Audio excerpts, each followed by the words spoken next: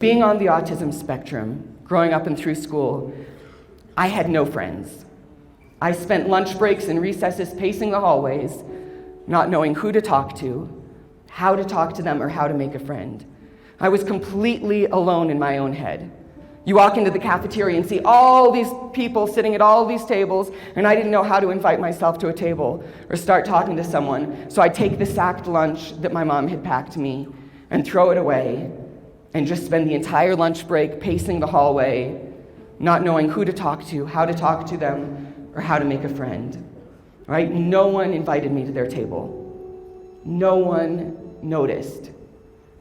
But my grandma had a subscription to Seattle Children's Theater. And when I was sitting in that dark audience watching the show, that was the one time I felt seen and silently heard, and that was the one time I felt understood. As an autistic person, I didn't really get that many social interactions. But when I got to watch a play, or when I got to read a book, all of a sudden I got to experience all of these rich, nuanced social interactions in a safe way. I think that people with disabilities are some of the best creative problem solvers in the world, right? We have to be creative problem solvers every single day to help us navigate situations in this world that wasn't necessarily designed for us. I know what it's like to be really good at something and still be overlooked. Being in front of an audience of 500 people or 5,000 people is so easy for me because the roles are incredibly clear, logical, and laid out. I'm on stage, you're sitting in the seats watching me. I'm playing a character, and that's what you want, expect, and are paying for. The conversations are scripted and much better written than the ones in my real life. Right? On the street is where the conversations are scary. And this was so hard for me because I needed to find a way to scrape by and employ myself. So I turned to stilt walking, as you do, and street performing out on the streets as an autistic and legally blind single dad with full custody of my autistic kids to make ends meet until I hatched a plan to get to Broadway's biggest stage. But luckily, I loved street performing. As an autistic person, people often feel uncomfortable around me, right? Or they don't want to be my friend or know how to talk to me. But when I was street performing, every single person who saw me smiled.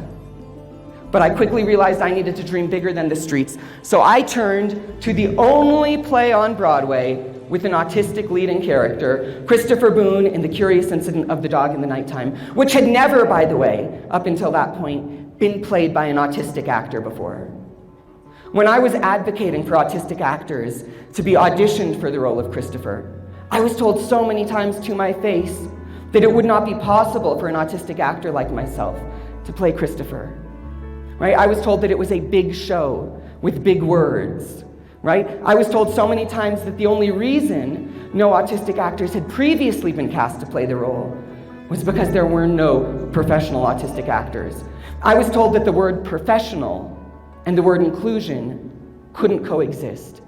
But this is a lie, it's a myth, and it is damaging.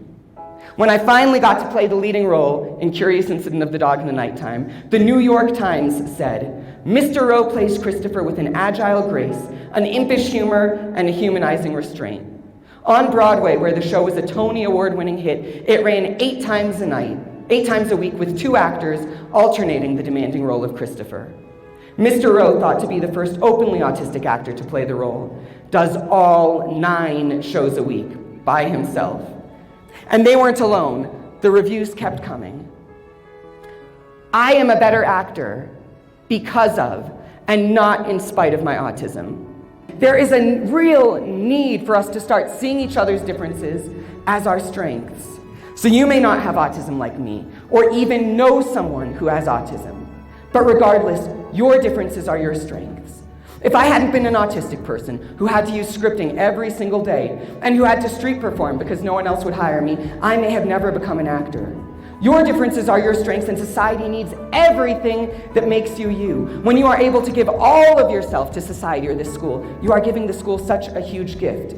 So what was so important about me getting to do Curious Incident? Right? I'll give you a hint. It is something that each and every one of you can succeed at and accomplish every day.